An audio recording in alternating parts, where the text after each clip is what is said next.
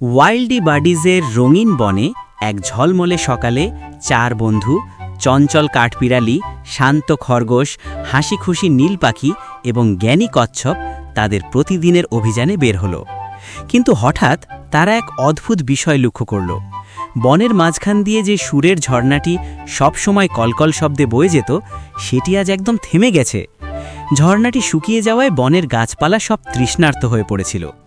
সবার চেয়ে দ্রুত হওয়ায় কাঠবিড়ালি দৌড়ে গেল সমস্যা খুঁজতে, আর নীল পাখি ওপর থেকে এলাকাটি পর্যবেক্ষণ করতে আকাশে উড়াল দিল।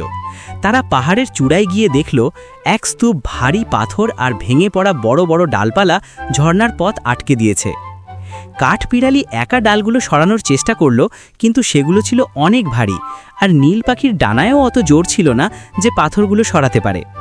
যখন তারা প্রায় হাল ছেড়ে দিচ্ছিল, ঠিক তখনই জ্ঞানী কচ্ছপ আর শান্ত খরগোশ সেখানে এসে পৌঁছালো। কচ্ছপ শান্তভাবে একটি বুদ্ধি দিল, যদি আমরা সবাই মিলে একসাথে কাজ করি তবে কোনো পাথরই আমাদের কাছে খুব বেশি ভারী হবে না। খরগোশ তার শক্তিশালী পা দিয়ে পাথরের নিচের মাটি খুঁড়তে শুরু করল। কাঠবিড়ালি তার ক্ষিপ্র হাতে ছোট ছোট ডালপালা সরিয়ে দিল, আর কচ্ছপ তার ভারী খোলস দিয়ে পুরো শক্তি লাগিয়ে সবথেকে বড় পাথরটিকে ধাক্কা দিল। উপর থেকে নীল পাখি কিচিরমিচির স্বরে গান গেয়ে সবাইকে উৎসাহ দিতে লাগল। সবশেষে সবার সম্মিলিত এক ধাক্কায় বাধাটি সরে গেল এবং ঝর্ণার পানি আবার আনন্দের কলকল শব্দে নিচে বয়ে চলল।